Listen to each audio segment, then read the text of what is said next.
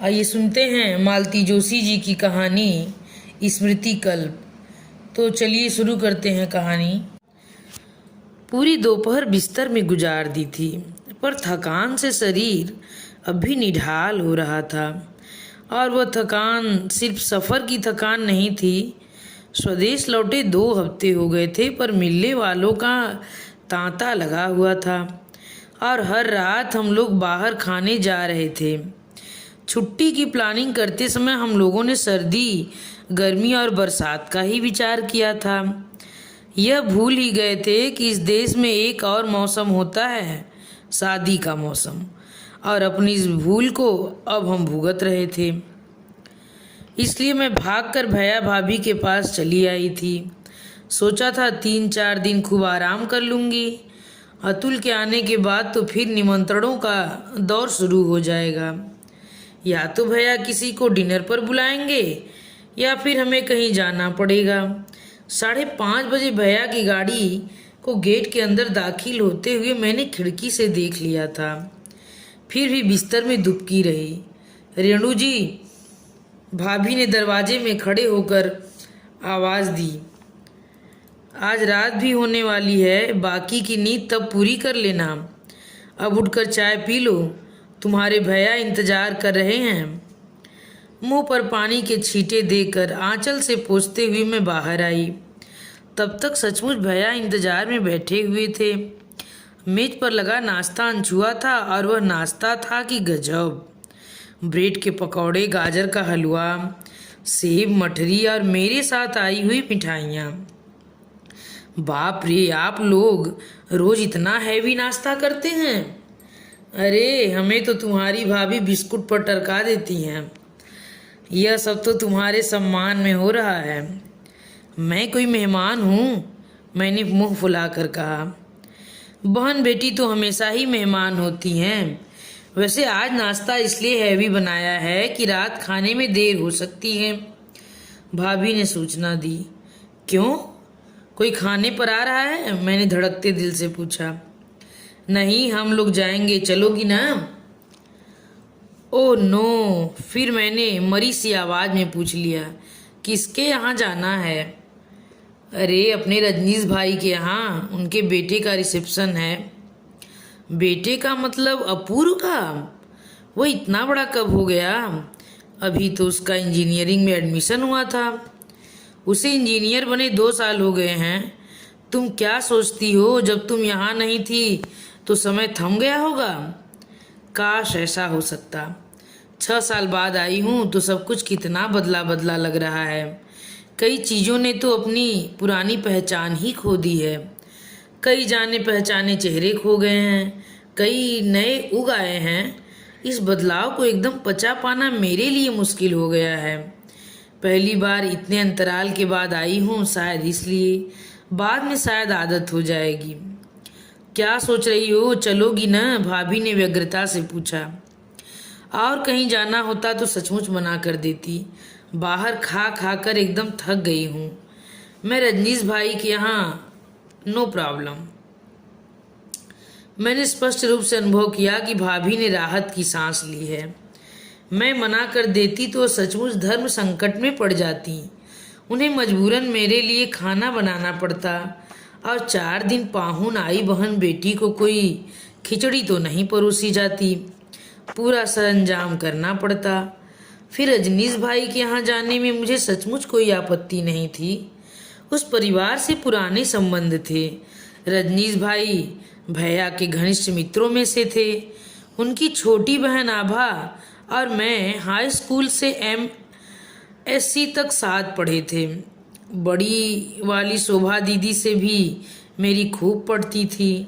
वह आभा की तरह मुझे भी लाड़ करती थी, और मनीष भाई, इस नाम के याद आते ही मन में एक टीस सी उठी, जैसे कोई पुराना जख्म छू गया हो।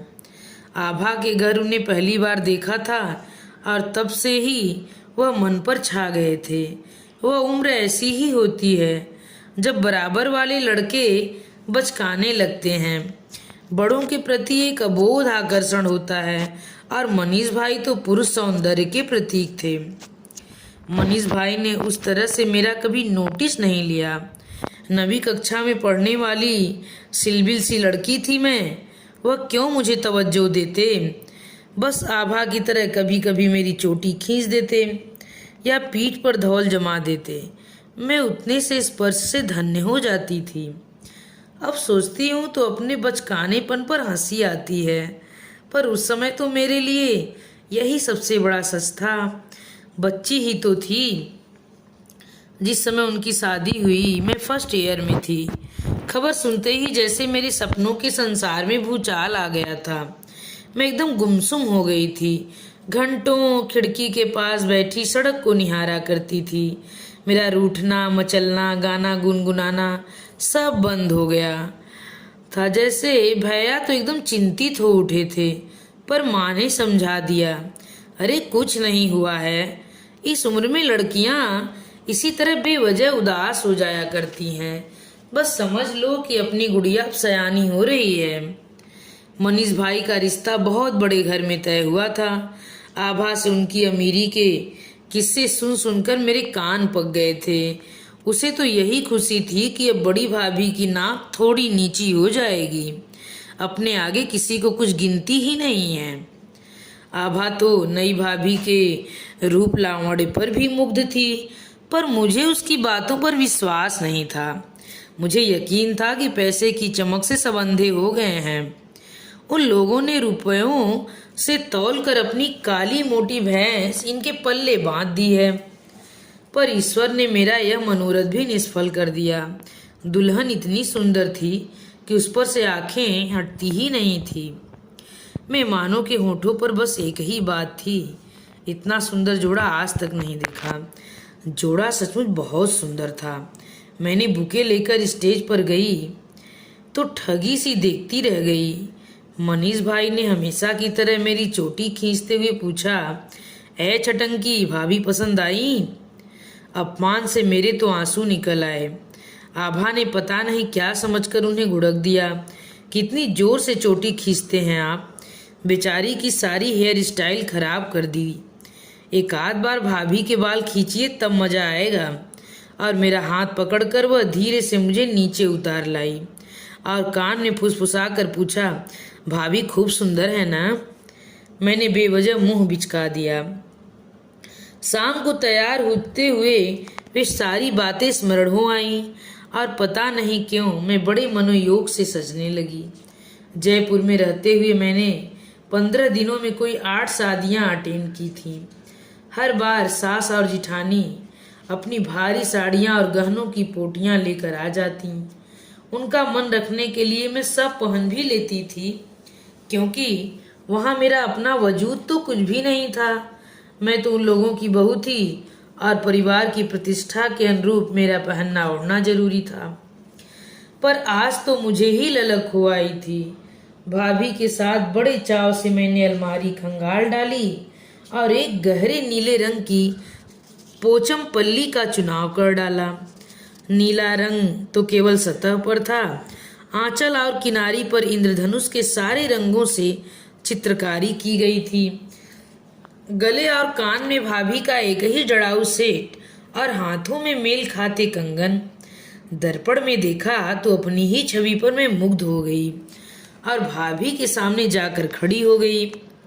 भाभी, मैं ठीक लग रही हूँ? भाभी ने प्यार से मेरे ललाट पर एक हल्का सा चुम्बन जड़ दिया और बोली, आज माँ जी होती तो क्यों? उन्हें हमेशा शिकायत रहती थी कि आजकल की लड़कियों को पहनने ओढ़ने का जरा शौक नहीं है, बस चिंदा सा लपेट कर चल देती हैं। आज तुम्हें देखती तो सारे गिले शिकवे दूर हो जाते। माँ की याद से मेरा भी मन गीला हो आया। शादी के तुरंत साल भर बाद उनकी 13वीं पर आना हुआ था। उसके बाद अब आई हूँ पूरे 6 साल बाद।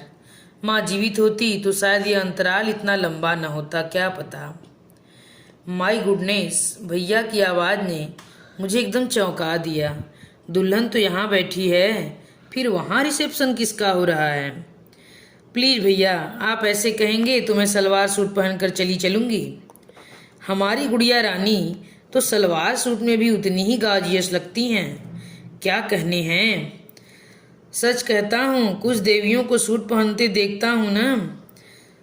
अब बस भी कीजिए, औरतों पर कमेंट्स करते हो तो आपकी जबान पर जैसे सरस्वती विराजमान हो जाती हैं।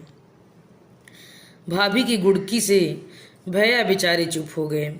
मैंने विषय बदलने की गरज से कहा, भाभी ने अपना पूरा वार्डरोब ही मेरे सामने खोल कर रख दिया। Naturally I selected the best. बहुत भोंडा तो नहीं लग रहा है ना? नहीं तो बदल लेती हूँ। लग भी रहा हो तो क्या है, हम लोग शादी में जा रहे हैं, कोई मातम पुरसी में नहीं।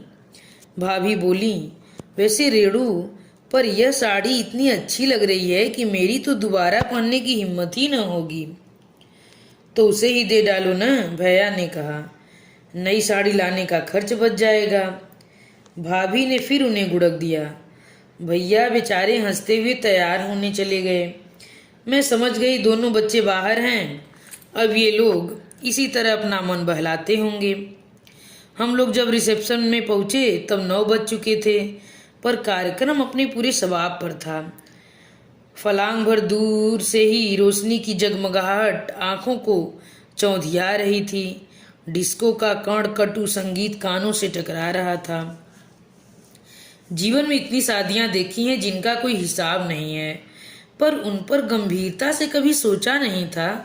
पर इस बार सब कुछ तटस्थ भाव से देख रही हूँ तो मन आंदोलित हो उठता है। लगता है जैसे एक होड़ सी लगी हुई, किसका रिसेप्शन ज्यादा खर्चीला, ज्यादा भड़कीला, ज्यादा शानदार होगा। सिर्फ मंडप की सजावट और रोशनी में लोग इतना रुपया फेंक देते हैं कि उतने में एक गरीब की कन्या का या कन्याओं का ब्याह हो सकता है, और खाना, उसका वर्णन तो साक्षात सरस्वती भी नहीं कर सकती। पहले लोगों का बड़प्पन इस बात से आंका जाता था कि उनके यहाँ कितने किस्म की मिठाई परोसी गई। अब तो रोटियां कई किस्में चल पड़ी हैं।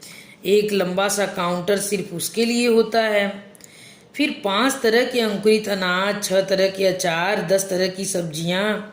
खाने में पंजाबी, उत्तर भारतीय, दक्षिण भारतीय, चाइनीज, रशियन, कॉन्टिनेंटल और आइसक्रीम। हाँ, आइसक्रीम इज ए मस्ट। चाहे कड़कड़ाती ठंड हो, आइसक्रीम जरूर होगी। और लोगों की भीड़ उस स्टॉल पर जैसे टूटी पड़ती है। हाँ, अब तो स्टॉल लगते हैं जिसकी जो मर्जी हो खाए और चलता बने।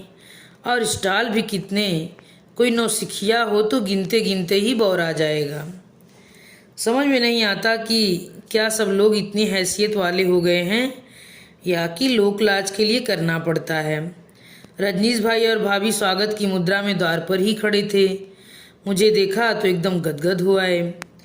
अरे वाह, गुड़िया भी आई है, भाई मज़ा आ गया। अब यह मुंह देखी तो रहने दीजिए भाई साहब, आपसे तो एक कार्ड तक नहीं डाला गया। डर रहे होंगे कहीं सचमुच आ गई तो नेक देना पड़ेगा, पर आपकी चाल चली नहीं। देखिए मैं साड़ी वसूलने आ ही गई। अरे छटंकी, कैसी बातें कर रही है? तेरे भतीजे की शादी है, तू एक तो क्या 4 साड़ी ले लेना। तेरी भाभी तो इस समय इतने टॉप मूड में है कि पूरी दुकान ही सामने रख देंगी। मैंने भाभी की ओर देखा। पति की बात के समर्थन में वह पाव इंच मुस्कुरा भर दी। वह हमेशा से अपने अभिजात्य के प्रति बड़ी सजग रही हैं। मैंने कभी उन्हें खुलकर हंसते हुए नहीं देखा।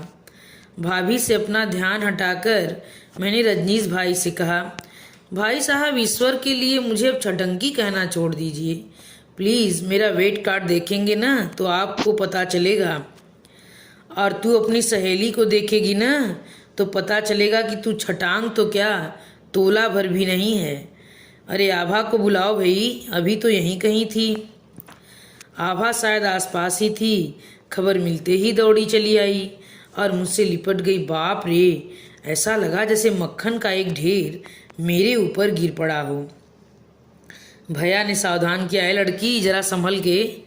मुझे रेड़ू को 1 पीस मियाँ को सौंपना है, नहीं तो वह केस कर देगा। आभा के पति उसके मुकाबले एकदम छरहरे और मासूम लग रहे थे। बोले, अपने स्लिम और टीम होने का राज अपनी सखी को भी बतलाइए ना। अरे यह क्या बतलाएगी, मैं बताती हूँ। आज़ाद पंछी है ना, इसलिए अपना रख रखाव कर पाती है। जरा एक दो पुछल्ले जुड़ जाने दो फिर देखना। मैं मुस्कुरा भर दी। शादी को 8 साल हो चले हैं, हर कोई उत्सुक है। सब जगह एक ही प्रश्न है, एक ही फरमाइश। उत्तर में मैं बस मुस्कुरा कर रह जाती हूँ। 2.5 साल पहले एक हादसा हुआ था। आने वाला अद्भित से ही लौट गया था, पर मैं यह बात किसी को बताती नहीं हूँ। लोगों की सहानुभूति मैं झेल नहीं पाती। 6 ईयर इज़ टू मच यार, अब तो कुछ करो। करने का सोच रही थी, पर तेरा हाल देखकर तो हिम्मत जवाब दे रही है। अच्छा, पहले चलकर मुझे दूल्हा दुल्हन से मिलवा तो दे, देखूं मुझे अपूर्व पहचानता है या नहीं। हम लोग भीतर की ओर चले। भैया भाभी तो कब के आगे बढ़ लिए थे। शामियाने में पांव देते ही सामने एक सुसज्जित जूस बार नजर आया। इतनी ठंड में भी वहाँ भीड़ थी। ज़्यादातर भीड़ महिलाओं की ही थी। पास जाने पर उसका कारण समझ में आया। काउंटर पर जोधपुरी सूट में खुद मनीष भाई खड़े थे और मुस्कुराकर अतिथियों की अभ्यर्थना कर रहे थे। उनके अगल बगल कामदार सूट पहने 2 सुदर्शनाएं थी जो मेहमानों के लिए गिलास भर रही थीं। बड़ा ही खुशनुमा माहौल था। मनीष भाई देखिए तो मेरे साथ कौन है, आभा ने कहा। अपने प्रशंसकों से पल भर के लिए विरत होकर उन्होंने मुझे देखा और ठगे से देखते ही रह गए। आभा, कहीं ये तेरी सिलबिल सी सहेली तो नहीं है? भाई जो अमेरिका ने तो इसकी एकदम काया पलट कर दी है। कब आई? आज सुबह। What a beautiful surprise Renu. ये मेरी कन्याएं हैं, सुभा और श्वेता। छोटी उज्जवल यहीं कहीं घूम रही होगी। और लड़कियों, यह हैं आभा बुआ की पक्की सहेली रेणु। लड़कियां बेवजह शर्मा गईं, मानो मैं उन्हें अपने बेटे के लिए पसंद करने आई हूँ। लेकिन वाकई अगर मेरे पास ब्याहने लायक बेटा होता तो एक को तो मैं ले ही आ जाती। मनीष भाई, आपकी बेटियां बहुत सुंदर हैं, एकदम भाभी पर गई हैं। क्या मतलब? हम क्या लंगूर हैं? जनाब, हमारे सफ़ेद बालों पर मत जाइए। किसी ज़माने में हमें लेडी किलर कहा जाता था। अब यह बात मुझे आपसे मालूम करनी होगी। मनीष भाई, न तो आपके बाल सफ़ेद हुए हैं, न आपका लेडी किलर होना इतिहास हुआ है। You are still extremely popular. What a compliment. इस मेहरबानी का आपको क्या सिला दूँ? यह मत समझो कि मैं सिर्फ फलों के रस परोस रहा हूँ। मेरे पास और पेय भी हैं, क्या पियोगी? नो थैंक्स, कहते हुए मैं बाहर निकल आई। भाभियों और आंटियों के हुजूम ने फिर उन्हें घेर लिया और कहकहों के दौर फिर शुरू हो गए। अगल बगल दोनों बेटियां खड़ी थीं और बिंदास फ्लर्ट कर रहे थे। लड़कियां खिलखिला रही थीं। जमाना कितना बदल गया है। अपने पिता के सामने इस तरह हंसने की हमारी कभी हिम्मत ही नहीं थी। पिता भी तो उस जमाने के थे। उन्होंने भी इतने बेलौस अंदाज में यह कभी नहीं कहा होगा कि किसी जमाने में हमें लेडी किलर कहा जाता था। शोभा दी नहीं दिखाई दी। जीजा जी फिर पड़ गए क्या? वैसे भी दिसंबर का महीना तो उनके लिए कसाले का ही होता है। चलते चलते आभा एकदम रुक गई। मुझे घूरते हुए बोली, तुझे कुछ पता नहीं है क्या? जीजा जी नहीं रहे क्या? मेरा तो जैसे खून ही जम गया। हाँ, इस फरवरी में उनका देहांत हुआ है। अभी साल भर भी नहीं हुआ है ना, इसलिए दीदी नहीं आई। तुम लोग इतने दकियानूसी कब से हो गए रे? फिर यह तो घर की शादी थी, यहाँ आने में क्या हर्ज था? कोई इसरार करके बुलाता तब तो। यहाँ तो किसी को फुर्सत ही नहीं है। जो आ गए हैं उन्हीं की कोई पूछ परख नहीं है। तुम ही बताओ, अगर यह जोर देकर कहती तो दीदी मना कर देती? उनका भी तो आने का मन कर रहा होगा। लड़के की यही एक तो शादी है। मनीष भाई के तो तीनों लड़कियां ही हैं। तुम ही जबरदस्ती ले आती। मेरा घर होता तो जरूर ले आती। दूसरों के काम में अपना दखल नहीं देते। उसने मुंह फुलाकर कहा। खैर, तुम्हारी बड़ी भाभी तो हमेशा से अलूफ रही हैं, पर सविता भाभी तो मन उहार कर के ला सकती थी, उनका भी हक बनता है। रेणु, किस दुनिया में रहती है तू? तुझे किसी बात की खबर नहीं है क्या? मतलब क्या सविता भाभी भी? ओ गॉड! पल भर को जैसे मेरी सांस ही रुक गई। नहीं रे, सविता भाभी मरी नहीं है, पर इससे तो मर जाती तो अच्छा था। मतलब मृत्यु से भी कोई भयंकर बात है? क्या हो सकती है? क्या वह घर छोड़कर किसी के साथ? नहीं, ऐसा नहीं हो सकता। कम से कम मनीष भाई को देखकर तो ऐसा नहीं लगा कि कोई अनहोनी हो गई है। वह उतने ही फक्कड़ मस्त मौला नजर आ रहे थे। आभा से सारी बातें खुला सेवार जानने की इच्छा थी। सोचा था कहीं एक तरफ कुर्सियां लेकर बैठ जाएं। तभी किसी ने आवाज़ दी, सॉरी यार, मुझे जाना पड़ेगा। ससुराली रिश्तेदार हैं, उन्हें ठीक से अटेंड करना पड़ेगा। खातिरदारी में जरा भी कसर रही तो रिपोर्ट सीधे हाई कमान तक, यानी कि मेरी सास तक पहुंच जाएगी। चलती। Enjoy your self. अब क्या खाक एंजॉय करूंगी मैं? दो बामसेल डालकर खुद तो हवा हो गई और कहती है एंजॉय योर सेल्फ। माँ की कही एक बात याद आई। वे कहती थीं शादी के मंडप में मृत्यु की चर्चा कभी नहीं करनी चाहिए। अपशगुन होता है। अपशगुन तो क्या होता होगा, हाँ मूड जरूर चौपट हो जाता है। भैया भाभी पर इतना गुस्सा आ रहा था, दो हादसे हो गए और मुझे खबर भी नहीं। खैर, गलती मेरी ही है। पत्राचार तो इन दिनों छूट ही गया है। कभी कभार मैं ही फ़ोन कर लेती हूँ, उस समय तो ताज़ा समाचार होता है, वह मिल जाता है। फिर चाहे वह सन्याल साहब के टाइगर की मृत्यु हो, महरी की बबली की शादी हो या धोबी की चौथी कन्या का जन्म हो। और इतने महत्वपूर्ण समाचार सिर्फ इसलिए छूट गए कि उस दौरान मैंने फ़ोन नहीं किया होगा। मुझसे तो घर पहुंचने तक भी सब्र नहीं हुआ। गाड़ी में बैठते ही पूछा, शोभा दीदी के पति नहीं रहे? मुझे तो पता ही नहीं था। अरे भैया बोले, तुम्हें पता नहीं था? इतना ताव आया, मेरा प्रश्न मुझी को लौटा रहे थे। यह भी कोई बात हुई? किसी तरह अपने को जब्त कर मैंने पूछा, और ये मनीष भाई की बीवी का क्या चक्कर है? चक्कर क्या है, बस समझ लो शनि का फेरा है। बेचारी 3 साल से खटिया पर पड़ी है। क्यों, कैंसर है? नहीं रे, भाभी ने बताया, बहुत भयानक एक्सीडेंट हुआ था। मनीष की भी 2 पसलियां चटक गई थीं, कोहनी में फ्रैक्चर हो गया था, घुटने पर चोट आई थी, पर सविता की हालत तो यह समझ लो कि मर ही गई थी। मर ही जाती तो अच्छा था। भैया ने आभा की बात दोहराई। पूरे 2 महीने कोमा में पड़ी रही, अब होश में भी है तो किस काम की। न किसी को जानती है न पहचानती है, बस बिटर बिटर ताकती रहती है। न भूख प्यास का होश है न किसी और चीज का। सारा शरीर लुंज पुंज हो गया है। दरअसल उसे सिर में चोट लगी है, भैया ने खुलासा किया। मेडिकल टर्मिनोलॉजी तो मैं नहीं जानता, पर जो तंत्रिकाएं अपने सारे कार्यकलापों को संचालित करती हैं वही डैमेज हो गई हैं, बियॉन्ड रिपेयर। तो अब क्या?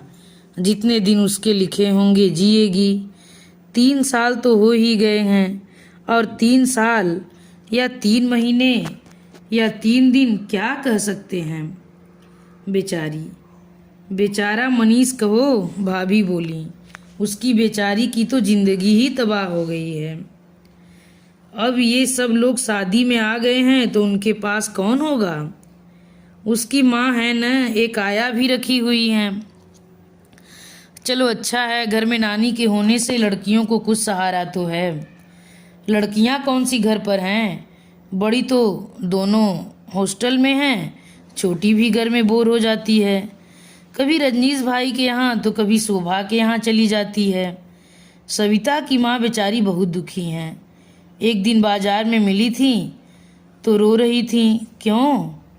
उनके लिए तो उम्र कैद ही हो गई है, पता नहीं कितने दिन रहना है। तिस पर मनीष आजकल उखड़ा उखड़ा रहने लगा है। उनसे ढंग से बात नहीं करता, लड़कियां अपने में मगन हैं, कोई घड़ी भर भी उनके पास नहीं बैठती। नौकर भी बदतमीजी से पेश आते हैं। वह आया अलग हुक्म चलाती है, कह रही थी बेटी के लिए सारी जिल्लतें सह रही हूँ, नहीं तो कब की घर चली जाती। वे लोग इतने तो अमीर हैं ना, फिर यहाँ क्यों पड़ी हुई है। उन्हें तो चाहिए कि भाभी को लेकर अपने घर चली जाएं और शान से रहें। रेणु, तुम भी अभी तक बस बच्ची ही बनी हुई हो। बूढ़ी माँ और मृत प्राय बहन, यह दोहरा भार भला कौन उठाना चाहेगा। पिता जीवित होते तो और बात थी। सारी रात में सो नहीं सकी। सविता भाभी की रिसेप्शन वाली छवि आंखों में तैरती रही। उसके बाद भी उन्हें कई बार देखा था। अपनी जुड़वा कन्याओं के साथ वो अक्सर ही बाजार में, सिनेमा में, समारोहों में नजर आ जाती थीं। हमेशा चुस्त दुरुस्त, स्मार्ट और सलीकेदार। ऐसी महिला असहाय अवस्था में बिस्तर पर पड़ी हुई है, यह सोच कर ही झुरझुरी हो आई। और शोभा दीदी, उन बेचारी का तो सारा जीवन पति की तीमारदारी करते ही कटा है। अपार संपत्ति और इकलौता लड़का। लड़की ब्याहते समय माँ बाप ने बस इतना ही देखा। यह तो बाद में पता चला कि लड़का रोग की पुड़िया है। स्नोफेलिया, ब्राकोअस्थमा, सर्वाइकल स्पॉन्डिलाइटिस जैसे शब्द तो मैंने उनके ही संदर्भ में पहली बार सुने थे। पर वाह रे शोभा दीदी, भाग्य के लेख को उन्होंने चुपचाप स्वीकार कर लिया। माथे पर एक सिकन तक न आने दी। इंग्लिश में एमए, संगीत की विशारद थी, बैडमिंटन की चैंपियन थी, पर अपनी सारी उपलब्धियों को उन्होंने ठंडे बस्ते में डाल दिया और केवल पति की नर्स होकर रह गई। पति की लंबी बीमारियों ने उन्हें समाज से, परिवार से काट दिया था, पर उन्होंने कभी इसका मलाल नहीं किया। सच, हिंदुस्तानी औरत को ईश्वर पता नहीं किस मिट्टी से गढ़ते हैं। मैं 2 दिन प्रतीक्षा करने के बाद आभा को फ़ोन की। सोचा अब तो वह शादी के माहौल से उबर ही चुकी होगी। पता चला वह कल रात ही सपरिवार कानपुर के लिए चल पड़ी है। मुझे मालूम है बड़ी भाभी का आतिथ्य उसे ज़्यादा दिन रास नहीं आया होगा, पर एक बार मुझसे मिल तो लेती। पर मिलना तो दूर, बंदी ने फ़ोन भी नहीं किया। बहुत बुरा लगा। फिर मैंने भाभी की चिरौरी की, भाभी कल को अतुल आ ही जाएंगे, फिर कहीं जाना नहीं हो पाएगा। आज मेरे साथ सविता भाभी को देखने चलेंगी। वहाँ देखने लायक अब क्या है, वह तो बेजान सी पड़ी हुई हैं। अपन जाते हैं तो उसकी मम्मी अपनी रामायण लेकर बैठ जाती हैं, फिर नौकर लोग मनीष से चुगली लगाते हैं। अच्छा नहीं लगता। तो शोभा दीदी के यहाँ चलें, मेरी अकेले जाने की हिम्मत नहीं पड़ रही है। दरअसल मैं तो तुम्हें अपने साथ क्लब ले जाना चाहती थी, भाभी ने कुछ पसोपेश के साथ कहा।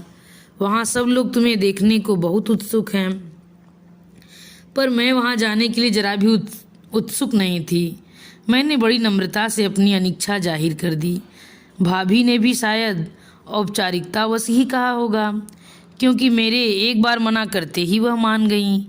हम दोनों ने शायद एक साथ ही राहत की सांस ली होगी। एक काम करते हैं, भाभी बोली, मेरा रास्ता उधर से ही है, मैं जाते जाते तुम्हें ड्रॉप कर दूंगी, चलेगा? दौड़ेगा, मैंने कहा। अकेले जाने की सचमुच हिम्मत नहीं पड़ रही थी, पर भाभी इतनी सजी धजी थी और इतना महक रही थी कि मैंने उनसे उतरने का आग्रह नहीं किया। इस घर में कई बार आ चुकी हूँ, पर अकेले आने का यह पहला अवसर था। और अवसर भी कैसा, मुझे आभा पर नए सिरे से गुस्सा आने लगा। धड़कते दिल से मैंने बटन दबाया। दरवाज़ा उन्होंने ही खोला। वही सौम्य शांत मुद्रा, बड़े सहज भाव से पूछा, अकेले आई है? भाभी छोड़ गई हैं, उन्हें कहीं और जाना था। मैंने जानबूझकर क्लब का नाम नहीं लिया। हाथ पकड़कर वह मुझे सोफे तक ले आई, फिर इत्मीनान से बैठते हुए कहा, अपूर्व ने बताया था कि तुम आई हुई हो। अपूर्व आपको कहाँ मिला? बहू को लेकर आया था ना, कह रहा था रिसेप्शन में तुम आई थी, अपूर्व की बहू सुंदर है ना। बहुत, मैंने कहा, और बातों का क्रम चल पड़ा। दुनिया जहान की बातें, सब कुछ कितना सहज स्वाभाविक था। और यहाँ आते हुए मैं कितना डर रही थी, क्या बोलूँगी, कैसे बोलूँगी। अगर वह रोने बैठ गई तो कैसे सांत्वना दूंगी। रास्ते भर रिहर्सल करती आ रही थी, पर उस नाटक की ज़रूरत ही नहीं पड़ी। मैंने मन ही मन शोभा दीदी को बहुत धन्यवाद दे डाले। बातें करते करते अचानक उनकी घड़ी पर नज़र गई, 4 बज रहे थे। चल चाय पीते हैं। माँ कहती थी कि कहीं मातम पुरसी पर जाते हैं तो चाय नहीं पीते, पर यहाँ तो ऐसा कोई माहौल ही नहीं था। वह उठी तो मैंने कहा, मैं आ जाऊं। चप्पल उतार कर शोभा दी का किचन हमेशा की तरह जगर मगर कर रहा था। हर चीज साफ सुथरी करीने से लगी हुई। कतार के कतार चमचम करते स्टील के डिब्बे, अचार की बरनियां, उन पर लगे झालरदार कपड़े, पर्ल पेट के डिब्बों में नाश्ते की चीज़ें, झकाझक धुली क्रॉकरी, पिरामिड की शक्ल में गिलास, कटोरियाँ, पतीलियाँ, मसाले के डिब्बे, घी तेल की बरनियाँ, हर चीज़ बड़े कायदे से सलीके से अपनी जगह पर थी। दीदी, माँ और भाभी हमेशा आपके किचन की खूब तारीफ करती थीं। मुझे तो हैरत है, आप यह सब कैसे मैनेज करती हैं। मेरा मतलब है, अब भी आप इतनी मेहनत करती हैं। अब भी से तुम्हारा क्या मतलब है भाई? क्या मैं 60 साल की बूढ़ी हो गई हूँ? नहीं, मेरा मतलब था कि तुम्हारा मतलब समझ रही हूँ मैं, पर लाडो मेरी, ये सारे काम हमेशा मैं ही करती आ रही हूँ, कोई मेरा हाथ बटाने वाला नहीं था। फिर भी मुझे, मेरा मतलब है, तुम्हारा यह मतलब भी मैं समझ रही हूँ। तुम्हें हैरत है कि अब भी मुझ में इतना उत्साह क्यों है। तो रेणु जी, यह तो मेरे व्यक्तित्व का हिस्सा है, मेरे खून में है। पता नहीं क्या सोचकर उन्होंने गैस बंद की और हाथ पकड़कर मुझे बेडरूम में ले गई। मैं चकित होकर देखती ही रह गई। उस परिदृश्य में जरा भी बदलाव नहीं आया। बड़े से डबल बेड पर कढ़ा हुआ पलंग पोष बिछा था, उससे मेल खाते 4 तकिए थे। पलंग के दोनों ओर 2 पांव पोष थे। बाथरूम के पास वाले पांव पोष पर बड़े आकार के स्लीपर्स, टावल, रेल पर जनाने मर्दाने टावेल, दीदी की ड्रेसिंग टेबल पूर्ववत सजी हुई। खिड़की के पास लगे वाश बेसिन पर सेविंग का सामान धुला पूछा। पश्चिम वाली बालकनी पर 2 बेंच की कुर्सियां आमने सामने लगी हुई। दक्षिण वाली बालकनी में एक झूला, जिसकी पीतल की कड़ियां ऐसे दिप दिप कर रही थी मानो कल ही ब्रासो किया था। उस बालकनी से मैंने हॉल का नज़ारा किया। सब कुछ धुला पूछा झकझक करता, मेजपोश, पर्दे, कुशन, कवर्स, फर्श से लेकर डाइनिंग टेबल तक दर्पण की तरह दमकता हुआ। किताबें करीने से लगी हुई। आप क्या रोज ये अदला बदली झाड़ पोछ करती रहती हैं? मैंने मुग्ध होकर पूछा। नहीं रे, वे मैले ही नहीं होते। मैं ही देख देख कर बोर हो जाती हूँ तो बारी बारी से एक एक कमरा ठीक करती रहती हूँ। कहीं भी कुछ बेतरतीब नहीं होता, फिर भी मैं तरतीब देती रहती हूँ। यही तो मेरा पास टाइम है, यही तो मेरा नशा है। जिस दिन ये नशा काम नहीं करेगा, उनकी एक बड़ी सी फोटो लगाकर छुट्टी कर लूँगी। पहली बार मुझे ध्यान आया कि बेडरूम में मेटल पीस पर रखी शादी की फ़ोटो को छोड़कर घर में जीजा जी की कोई फ़ोटो नहीं है, और मैं डर रही थी कि घर में पाँव देते ही बड़ा सा फ़ोटो नज़र आएगा, उस पर मोटा सा हार होगा, नीचे अगरबत्तियाँ। दीदी, आपने अच्छा किया कि कोई फ़ोटो नहीं लगाया, इसलिए यह एहसास ही नहीं होता कि कोई यहाँ से सदा के लिए चला गया है। लगता है बस बाजार तक गए हैं, अभी आते होंगे। दीदी फीका सा मुस्कुरा दी, जैसे कह रही हो, पगली, यह सारा सरंजाम मैं इसलिए तो कर रही हूँ। चाय पीते हुए उन्होंने अचानक पूछ लिया, तेरी वो चचेरी ननद थी ना, अनब्याही, अब क्या कर रही हैं? उनकी तो पिछले साल शादी हो गई, रिटायर्ड मेजर हैं, जयपुर फुट लगा हुआ है, पर बाकी एकदम चुस्त दुरुस्त हैं। हनीमून पर दोनों यूरोप और अमेरिका के दौरे पर गए थे, तभी हमारे पास भी आए थे। और वो डाइवोर्स केस किसका चल रहा था? मेरी छोटी बुआ सास का वह केस करना चाह रही थी, पर जेठ जी ने समझा बुझाकर वापस भेज दिया। उन्हीं की हम उम्र हैं, वह ननद ही लगती हैं, इसलिए भाई साहब की सुन भी लेती हैं। वह बोले कि मेरी भी लड़कियां बड़ी हो रही हैं, अब मैं उनकी चिंता करूं या फिर से तुम्हारे लिए लड़का खोजता फिरूं? छोटे मोटे झगड़े तो होते ही रहते हैं, उनके लिए क्या कोई घर छोड़ देता है? अरे तो भैया की एक साली थी ना, जिसके पैर में डिफेक्ट था, क्या अब तक कुंवारी हैं? कौन? कनक दीदी। भाभी बता रही थी कि उन्होंने एक लखपति के मंदबुद्धि बालक से ब्याह कर लिया, अब ऐश कर रही हैं। पर दीदी, आज आपको इन सब की याद कैसे आ रही है? अपनी गरज से सब याद आ जाता है। कैसी गरज? मनीष भाई के लिए रे। छोटी बहन होकर अब मुझे ही उनके लिए कुछ करना पड़ेगा। बड़ी भाभी को तो तुम जानती ही हो, लेकिन अभी तो सविता भाभी, मेरा मतलब है यह सब करने का समय तो आने दो। ऐसी क्या जल्दी है? सो तो है, पता नहीं बेचारी कितना कष्ट लिखा कर लाई है, खुद भी भोग रही हैं, साथ में घर वालों को भी भुगतना पड़ रहा है। अच्छा सुन, मैंने कहीं पढ़ा था कि मानसिक विकलांगता का सर्टिफिकेट हो तो दूसरी शादी की परमिशन मिल जाती है। क्या यह सच है? पता नहीं दीदी, रजनीश भाई कह रहे थे वह वकील से बात करेंगे। मानसिक तो क्या, ये तो सभी तरह से विकलांग है, कुछ न कुछ रास्ता तो निकालना ही पड़ेगा। ऐसा कब तक चलेगा? लेकिन दीदी, ऐसा कोई भी कदम उठाने से पहले आपको लड़कियों के बारे में सोचना होगा। क्या माँ के जीवित रहते हुए दूसरी माँ की कल्पना को झेल पाएंगी? अरे यह सब उठा पटक हम लोग लड़कियों के लिए ही तो कर रहे हैं। बेचारी माँ के रहते अनाथ हो गई हैं, जैसे मनीष भाई पत्नी के रहते सन्यासी हो गए हैं। मनीष भाई और सन्यासी, मुझे अनायास ही उस दिन रिसेप्शन वाला रूप याद आ गया। दीदी, आपकी शादी को कितने साल हो गए? मैंने एकाएक पूछ लिया। 16। क्यों? इस बीच जीजा जी कितने दिन बीमार रहे? यह पूछ कि कितने दिन ठीक रहे। उनकी तो साइकिल थी, ऋतु चक्र के अनुसार ही हेल्थ बुलेटिन चलता था। सावन भादो घर में रहेंगे, दिवाली से होली तक घर में क्या बिस्तर में ही रहेंगे। इसके अलावा सर्दी जुकाम लू लपट चलता ही रहता था। कमज़ोर आदमी को हर व्याधि बड़ी जल्दी पकड़ लेती है, और जितने दिन वह बीमार रहते आप घर में कैद हो जाती थी। वह सब तो तू जानती ही है। आपको कभी ऊब नहीं हुई, खीज नहीं आई? पागल, एक बार जिसे अपना कह दिया उससे ऊब कैसी, खींच क्यों होगी? वह और 16 साल जीते तब भी मैं उनकी इतनी ही लगन से सेवा करती, पर क्या करूं, ईश्वर को मंजूर ही नहीं था। उन्होंने एक सांस भरकर कहा। इतनी देर में पहली बार उनके मुंह से एक अवसाद भरा वाक्य निकला था। और दीदी, मनीष भाई 3 साल में ही इतना उब गए हैं कि हर कोई उनके लिए ऊपर नीचे हो रहा है।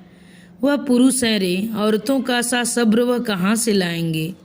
अच्छा मान लो यह हादसा अगर उल्टा हो जाता, मनीष भाई बिस्तर पर होते और भाभी ठीक ठाक होती, तो क्या वह उनकी मृत्यु की कामना करती? क्या बात करती हो, ऐसा कहीं होता है? यही तो दुख है दीदी कि ऐसा नहीं होता। पति चाहे लंगड़ा लूला काना कुबड़ा हो, तब भी हिंदुस्तानी पत्नी उसकी दीर्घायु की कामना करती है, उसके लिए व्रत उपवास करती है, मनौतियाँ मानती है। जानती हैं क्यों? क्योंकि उसे मालूम है कि पति के बिना उसका अस्तित्व शून्य है। घर परिवार में उसका मान सम्मान, समाज में उसकी प्रतिष्ठा सब पति के दम से होती है। सबसे ताज़ा उदाहरण तो आपका ही है। परिवार के इकलौते बेटे की शादी थी और आप वहाँ नहीं थी। मुझे बुलाया था रे, मैं ही नहीं गई। पता नहीं क्यों, मन ही नहीं हुआ, और किसी ने आप पर ज़बरदस्ती भी नहीं की होती तो आप जरूर जाती, और जाती तो देखती कि असहाय अपाहिज पत्नी को घर पर छोड़कर मनीष भाई कैसी रंगरलियां मना रहे थे। कहा न कि वह पुरुष हैं, उन्हें सब सोहता है, दीदी ने थकी सी आवाज में कहा। पता नहीं क्यों मुझे भी एकाएक थकान हुई। मैं उठ खड़ी हुई। दीदी अब चलूंगी, भैया दफ्तर से आते ही मुझे खोजने लगते हैं। 2-4 दिन ही तो हूँ, उन्हें पूरा समय देना चाहती हूँ। अगला चक्कर कब लगेगा? 8 साल बाद? नहीं दीदी, इस बार सोचती हूँ जल्दी आऊँगी। सब लोग बहुत नाराज हो रहे थे। यह हुई न बात, और अकेली नहीं आओगी, समझी? गोद भरी होनी चाहिए। दीदी, हम लोग अभी ठीक से सेटल नहीं हुए हैं, बच्चा हो गया तो संभालेगा कौन? मुझे दे जाना, जब सेटल हो जाओ तब ले जाना, पर बुढ़ापे तक इंतजार मत करना। मैंने मन ही मन कहा, मुझे मालूम है दीदी, तुम मेरा तो क्या, ऐसे दर्जन भर बच्चे संभाल सकती हो। तुम में अभी इतनी ऊर्जा है, उत्साह है कि एक भरी पूरी गृहस्थी का भार उठा सकती हो। पर इस करुण सत्य को जानने की इच्छा किसकी है? सब मनीष भाई के लिए ऊपर नीचे हो रहे हैं, पर तुम्हारे इस बीहड़ एकांत में झांकने का समय किसी के पास नहीं है। तुम अपने कल्पना लोक में ही विचरण करने के लिए अभिशप्त हो। विदा लेते समय मेरी पलकें गीली थीं। इसी के साथ यह कहानी समाप्त होती है। अगर यह कहानी आप लोगों को पसंद आई हो तो कृपया मेरे चैनल को सब्सक्राइब, लाइक और शेयर करना मत भूलिएगा। और जो भी आप लोगों को लगे उसे कमेंट बॉक्स में लिखकर प्लीज़ बताइए।